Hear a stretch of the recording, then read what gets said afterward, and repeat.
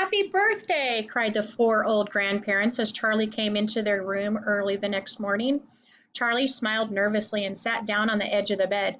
He was holding his present, his only present, very carefully in his two hands. Wonka's Whipple Scrumptious Fudge Mellow Delight, it said on the wrapper. The four old people, two on either end of the bed, propped themselves up with their pillows and stared with anxious eyes at the bar of chocolate in Charlie's hands. Mr. and Mrs. Bucket came in and stood at the foot of the bed watching Charlie. The room became silent. Everybody was waiting now for Charlie to start opening his present.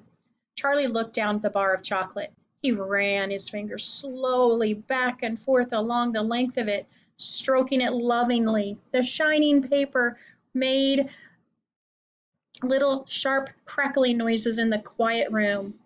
Then Mrs. Bucket said gently, "You mustn't be too disappointed, my darling, if you don't find what you're looking for underneath that wrapper.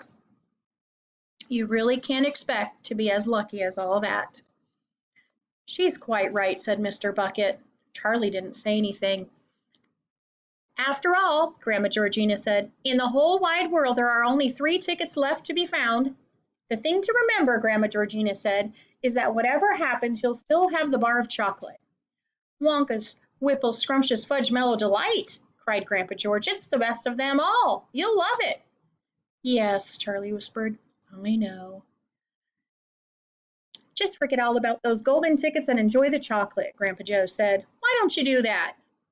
They all knew it was ridiculous to expect this one poor little bar of chocolate to have a magic ticket inside it, and they were trying so gently and kindly as they could to prepare Charlie for the disappointment. But there is only one other thing that the grown-ups also knew, and it was this, that however small the chance might be of striking lucky, the chance was still there.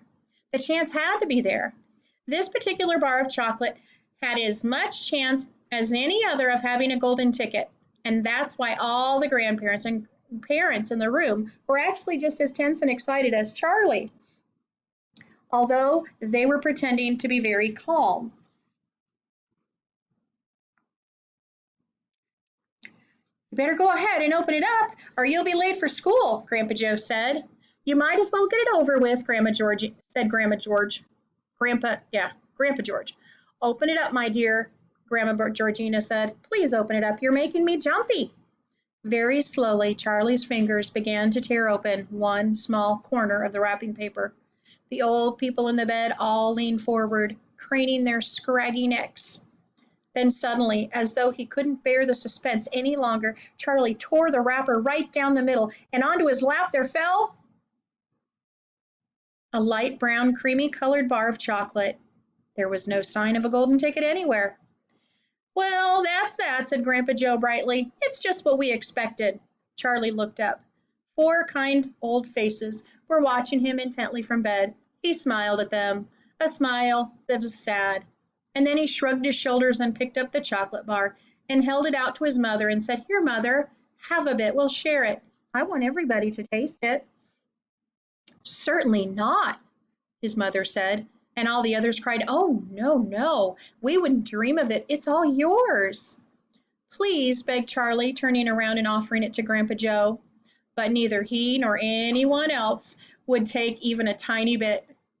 "It's time to go to bed, my darling," said Mrs. Bucket, putting an arm around Charlie's skinny shoulders. "Come on, or you'll be late." Chapter 8. That evening, Mr. Bucket's newspaper announced the finding of not only the 3rd golden ticket, but the 4th as well. "2 golden tickets found today," screamed the headlines. "Only 1 more left." "All right," said Grandpa Joe, when the family was gathered in the old people's room after supper. "Let's hear who found them." "The 3rd ticket," read Mr. Bucket, holding the newspaper up close to his face because his eyes were bad and he couldn't afford glasses. "The 3rd ticket was found by a Miss Violet Beauregard. There was great excitement at the Beauregard house when our reporter arrived to interview the lucky young lady.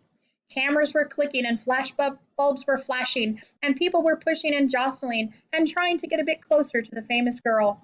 And the famous girl was standing on a chair in the living room, waving a golden ticket madly at arm's length as though she were flagging a taxi. She was talking very fast and very loud to everyone, but it was not easy to hear all that she had said because she was chewing so ferociously upon a piece of gum at the same time. I'm a gum chewer normally, she shouted, but when I heard about these ticket things of Mr. Wonka, I gave up gum and started on chocolate bars and hoped that I could strike it lucky. Now, of course, I'm back to gum. I just adore gum. I can't do without it. I munch it all day except for a few minutes at meal times when I take it out and stick it behind my left ear for safekeeping. To tell you the truth, I simply wouldn't feel comfortable if I didn't have the little wedge of gum to chew on every moment of the day. I really wouldn't. My mother says it's not ladylike and it looks ugly to see a girl's jaws going up and down like mine do all the time, but I don't agree. And who is she to criticize? Anyway, because if you ask me, I'd say her jaws are going up and down as much as mine from just yelling at me every minute of the day. Now, Violet, Miss Beauregard said from a far corner in the room where she was standing on the piano to avoid being trampled by the mob. All right, Mother, keep your hair on, Miss Beauregard shouted.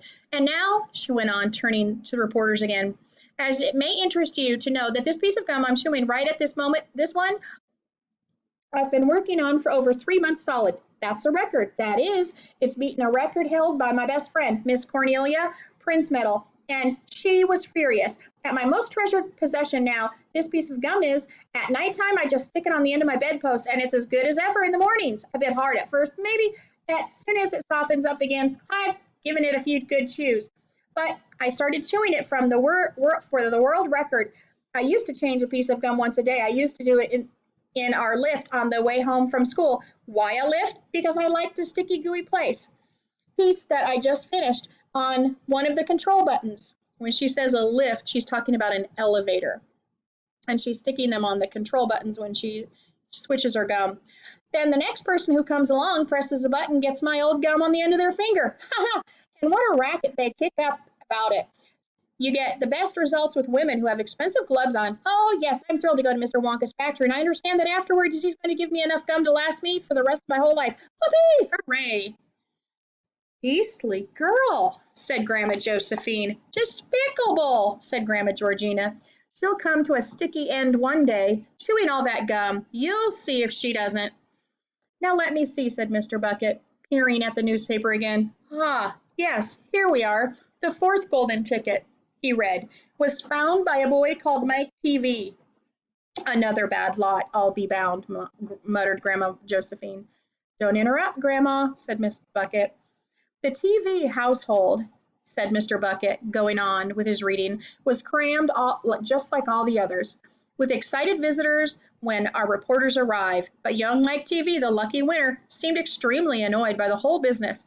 Can't you fools see I'm watching TV? He said angrily. I wish you wouldn't interrupt. The 9-year-old boy was seated before an enormous television set with his eyes glued to the screen, and he was watching a film in which there were a bunch of gangsters shooting up another bunch of gangsters with machine guns. Mike TV himself had no less than 18 toy pistols of various sizes hanging from belts all around his body, and every now and again he would jump up into the air and fire off a half-dozen rounds from one to the other of the weapons. Quiet, he shouted when someone tried to ask him a question. Didn't I tell you not to interrupt? This show's an absolute whiz-banger. It's terrific. I watch it every day. I watch all of them every day, even the rotten ones. Where there's no shooting. I like the gangsters best. They're terrific, those gangsters, especially when they start pumping each other full of lead or flashing the old stilettos or giving each other the 1, 2, 3 punch with their knuckle dusters. Gosh, what I wouldn't give to be doing that myself. It's the life. I tell you, it's terrific.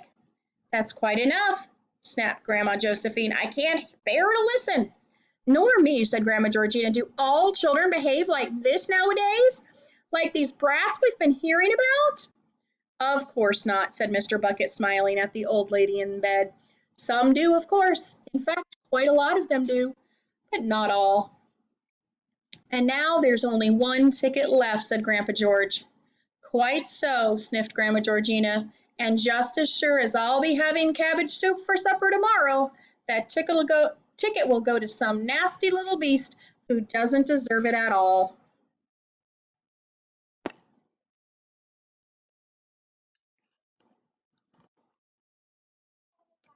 Chapter 9, Grandpa Joe Takes a Gamble.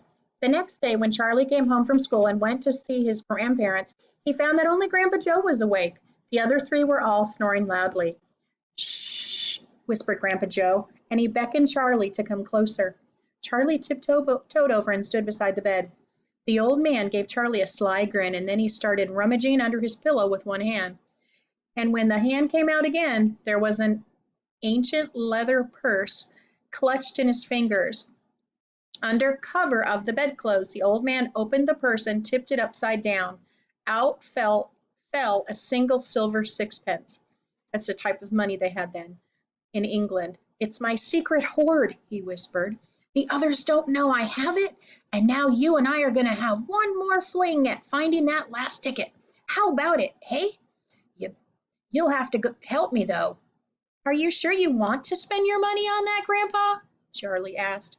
Of course, I'm sure, sputtered the old man, excited. Don't stand there arguing. I'm as keen as you are finding that ticket. Here, take the money and run down the street to the nearest shop and buy the first Wonka bar you see and bring it straight back to me and we'll open it together. Charlie took the little silver coin and slipped quickly out of the room.